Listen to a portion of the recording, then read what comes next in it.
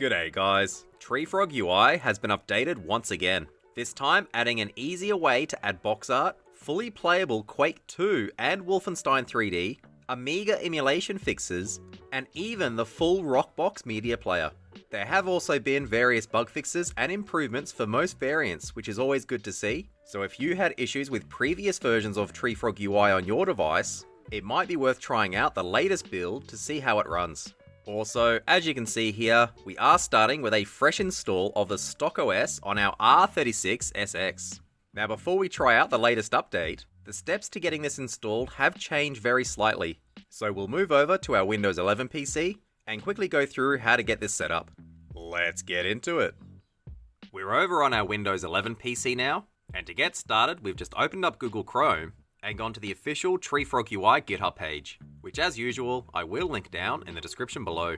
From here, on the right hand side, we want to click on Releases, and we want to download the latest version, which at the time of filming is version 1.0.4. So we'll just scroll down a little bit, we'll expand Assets, and download TreeFrogUI.zip. It's a little over 60 meg. If this is your first time hearing about TreeFrogUI, this isn't actually a full standalone OS, and instead, you install it on top of stock OS. If we scroll up on this page, under Installation Summary, there are a bunch of clean minimal backups. So SF3000, R36SX versions 2.6 and 2.7, and finally SF3000 HD, 3100, 3500, and GB350. To do a fresh install of stock OS is pretty straightforward. You would just make sure your SD card has been formatted to FAT32, and then you would download, extract, and copy one of the minimal backups over to it. Nice and easy. So now TreeFrogUI is finished downloading, we can close off Google Chrome and open up our Downloads folder. Inside we have our TreeFrogUI zip file. We do have to extract it, so we can right-click on it, and you can use Windows built-in Archiver by clicking Extract All, but I always like to use 7-zip, so we'll go down to Show More Options, 7-zip, and Extract To. You may get a pop-up saying that there's duplicate files trying to be extracted. You can just click Yes to All. Next, we want to insert the SD card from our handheld containing the fresh stock OS install. If you already have an older version of TreeFrogUI installed to your SD card, you can also just update it using these exact same steps. So with our SD card inserted, we want to open up the TreeFrogUI folder we just extracted, open up the Release folder, and we basically want to copy everything except the Install First folder. So we can press Ctrl-A to highlight everything. While holding Ctrl, click on Install First to unselect it, and then press Ctrl-C, go over to our SD card, and paste it here, Ctrl-V. When copying, it should ask you if you want to replace the existing files. Make sure you say yes, and replace everything. So once that's finished copying, we want to go back to our Downloads folder, go back to the TreeFrogUI folder, Releases once more, and this time we want to open up the Install First folder, find the folder for our device. So for us, we do have the R36SX, open that up, and then we want to copy the QGM folder. So click on it and Ctrl-C to copy, go back to our SD card, and paste it here, Ctrl-V. Once again, it'll ask if you want to overwrite the existing files. Make sure you say yes and replace. So that's TreeFrogUI installed, but there are two more things I want to quickly mention. If we go into the ROMs folder and go all the way down the bottom, there's a folder called Quake 2. If we open that up, it is completely empty. To get this working, you do need to copy your original pack files over to a folder called Base Q2 inside this Quake 2 folder. So we'll create the Base Q2 folder now. Just right click, go New, and Folder, and we just want to call it Base Q2. If we open it up, this is where you would put your original Quake 2 pack files. Also, if we go back to the root of our SD card, open up the QGM folder, and open up the BIOS folder, if you wanted to emulate Amiga, you would need to place your legally obtained Kickstart files in this folder. We will be using Kickstart 1.3, so in our case, just need to make sure the file is called kick13.rom. So that's pretty much it. I'll copy a bunch of test games over, safely eject the SD card, and then we can move back over to our R36SX and try out this new TreeFrogUI update. We're back with our R36SX now, and I guess we'll start off with the classic Wolfenstein 3D. TreeFrogUI already includes the game engine itself, so you just need to add your original game files, either shareware or full version. We just went with the shareware version for this test. I will link the official TreeFrogUI Wolf3D setup notes down in the description below, which should help with getting it working. I've noticed it doesn't seem to matter which file we actually load, so we'll just load the first one, and straight in. Wolfenstein 3D. We'll press A. We've only got episode 1, so we'll go episode 1. And I guess we'll keep it on the default difficulty, bring them on, and we're in. So as you can see, it runs basically perfectly. There is sound if I turn it up, but I usually like to play with sound off. And I still remember the first secret. Nice. So Wolfenstein 3D works perfectly. If we press start and select, and we go down to options, and then emulator options, there is a fair bit that we can change in here. We can enable always run, which I would recommend. We can change the way the map works. We can toggle textures, adjust the audio, and the analog stick sensitivity. We can even enable cheats, it looks like, in vulnerability or God mode, but no all weapons. We might toggle God mode on and just see if that works. Select brings up the map, by the way. So we should have God mode, and yeah, it does work. You can see we're getting hit, but our health isn't going down. That is obviously cheating, but I'm glad they included that. I do also want to test save states. I have no idea if they will work, so we'll go save state, slot 1, and it looks like it did work, or at least it saved. We'll move around, and then we'll try and load our state. Yeah, save states do work. That is pretty cool. Now for Quake 2. To get this working, you would once again place the official Quake 2 pack files into the Quake2/baseQ2 folder that we created earlier. We use the full version for this test, but it should also work with the free shareware files. We'll open up Quake 2, and then open up the baseQ2 folder, and we'll just select pack 0. So we do have the demo video, that's good. Now the very first time you open this, you'll most likely just have a black screen. To fix that, you want to press start and select, go down to options, emulator options, and change the internal resolution down to 320 by 240. Once you've changed that, go back to the main menu and go down to save config. You would then just quit out of the game, going to exit, and then when you reload it, it should just work. If we go start a new game, we'll go easy. You get a black screen for a few seconds, and then it throws you straight into the game. Now you also most likely won't actually be able to move around when you first play this. To fix that, just press start, go down to options. Customize controls should already be highlighted, but if not, just press up or down until the little flashing cursors next to it, and then press A, and then go down to walk forward, which will most likely be unbound. Press A, and then press up on your D-pad, and then go down to backpedal, which is back. Press A and press down. Go to turn left, press A, press left, and finally go to turn right, press A, and press right. You can also map the other buttons in here if you wanted to. That is entirely optional. We'll go back into the actual game. I might press start and select, go back to options, audio and video, and toggle the FPS counter. So at the very start of the game, it does seem to be running at a stable 30, but as we move around, you can see there's a little bit of lag, not too much. It is a bit tricky firing. It's R2 by default. So as you can see, while it does run pretty well, it doesn't run perfectly. Still definitely playable though. I think this is the most impressive game you can play using TreeFrogUI.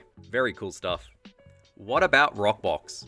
For those of you who have never heard of it before, Rockbox is a pretty popular music player that is probably most commonly known for its old iPod port back in the day. It should support pretty much every major audio format, and you just drop all of your music into the Rockbox folder and then run them from the Rockbox menu in TreeFrogUI. So if we open it up, here's all of our test music. It doesn't really matter which song we choose here, so I guess we'll just go at all costs. It does load straight into Rockbox. So the controls for this are a little bit different. Left and right on the D-pad are okay and back in the main Rockbox menus. So if we want to play a song, we would highlight files and press right.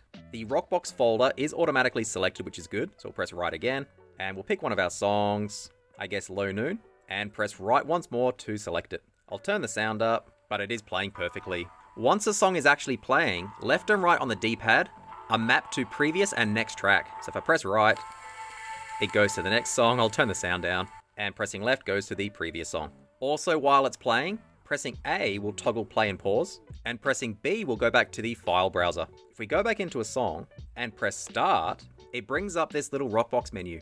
In this menu, if we go down, there's an entry called plugins. If we select that, there's games, applications, and demos. If we go up to games, there are actually a few games in here. Chopper was the only one that sort of mostly works. So if we go to Chopper and start a new game, you can see it sort of works, but we can't control it. You probably wouldn't really be playing any Rockbox games on this anyway, but it is still a neat feature.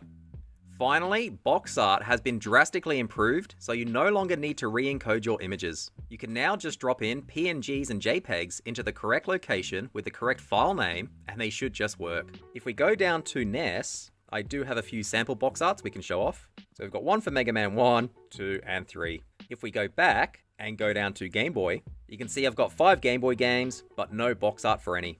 We'll move back over to our Windows 11 PC and go through how you can add your own Boxart to TreeFrogUI. We're back on our Windows 11 PC, and as you can see, we have already inserted our SD card. If we open it up, go down to the ROMs folder, and then go down to the NESQ folder, which is where we put our NES games, there's a folder at the very top called .res. If we open that up, it does contain our Boxart. So if we go back to ROMs and open up the GB folder for Game Boy, you can see we've got our games in here, but there's no .res folder. So to add Boxart, we would first create this .res folder. So right click, go to New Folder, and call it .res. Nice and easy. If we open it up, this is where you would place all of your images. Similar to StockOS, the image names need to match the game names exactly for them to show up. So if we go back to the GB folder, to get a Mega Man 2 image to show up, we would need to call the image Mega Man 2 Europe.gb, the exact same name. Now you could manually download and rename all of the images to match your games, or you could use an online tool. Thankfully, we can use the same tool that we created for StockOS Boxart. So we've just opened up Google Chrome once more, and gone to our R36SX art scraper, which as usual, I will link down in the description below. This is super easy to use. Under Target System, we want to click that, and then select the system we want to scrape images for. Since this was originally designed for StockOS, we don't have every single custom core available. It won't be too hard to update this to add all of the new cores though, so I might do that in the near future. For now, we just want to select Game Boy, and then we can choose to either scrape the Boxart or in-game snapshots. I personally prefer Boxart, so we'll keep it on Boxart. And finally, we want to click Select ROM folder, navigate to our SD card, go down to the ROMs folder, and then we want to pick the system folder we'll be scraping for. So again, for us, it's Game Boy, so GB. Open that up, and then once inside, just click Select Folder. We'll get a pop-up asking if we want to allow access to our SD card, and we do, so we'll click Allow. And it looks like it's already started scraping. Unfortunately, one of our games did fail. It said timeout. Since we do only have 5 games, I will click Start again, and the same folder, and there we go. It did find all 5 that time. If you do want to use this online tool, just make sure that your games are using the no intro naming scheme. If they don't, this tool will not be able to find any matching images. So if we go back to our downloads folder now, there are 2 zip files since we did scrape it twice. I'll delete the first one. I'll extract the second zip file. So again, you could just click Extract All using Windows built-in archiver, but I always like to use 7-zip, so show more options, 7-zip, and Extract To. If we open that up, there's a folder called Images, and inside that should be all of our Boxart. So while you can just copy and paste all of these images into the .res folder that we created earlier, since they are quite large at around 500k each, that will lag the main TreeFrogUI menu when trying to render these images. It does display these images fine, even though they are quite large, but since they are large, it does slow everything down. So I would recommend converting everything just to make the main TreeFrogUI menu a lot faster. To do that, we've just gone to another free online tool called bulkresizersPhotos.com. Again, I will put a link to this down in the description below, but I did not create this site. From here, we want to click on Choose Images, navigate to the Boxart we just downloaded. So here it is here, select all of them and click Open. And if you did use my online scraper, or if you're just using the Libretto thumbnails in general, I found keeping everything as default on this page to be the sweet spot. So keep it as percentage on the left, set it to 50% scale, output as a JPEG with 75% quality. We can just click Start. There we go. It converted them basically instantly. Now we can close off Chrome and go back to our downloads folder once more. We have a new zip file called bulkresizersPhotos.com. We just want to right click on it and extract it. I don't know why I kept calling it bulkresizersPhotos.com when it is just called bulk resize photos. I swear I thought I saw an R in there somewhere. So if we open up the folder we just extracted, it does have our 5 images again, except this time they're all around 20k. This makes TreeFrogUI way happier. So we'll copy all 5 images, Control A and Control C, go back to our SD card, go back to the ROMs folder, go back to the system folder we just scraped for. So again, it's GB for us. Open up the .res folder we created and paste them in here. That's it. We'll safely eject the SD card and move back over to our R36SX once more, just to make sure our new Boxart shows up. We're back on our R36SX once more, and if we go back down to the GB folder this time, you can see we do have Boxart. If you didn't bother resizing your images and just threw them straight in, this is the menu that's going to slow right down. So if we press up on the D-pad now, it goes to the next game basically instantly. But if you do use large Boxart, when you press down, there'll be a multi-second delay. Just keep that in mind. I guess we'll load up a game just to make sure it does still work. And yep, it works perfectly. Overall, another batch of absolutely amazing updates by developer Prosty. He is single-handedly making these low-end devices way more usable with every update. With the addition of Rockbox, which does let us play music now, I think it might finally be time to fix the headphone and audio issue with a super simple hardware mod. I am hoping to make a full video on it in the near future, so stay tuned for that. But I think that'll do it for today. If you have any questions or comments, let me know down below. Otherwise, thanks for watching.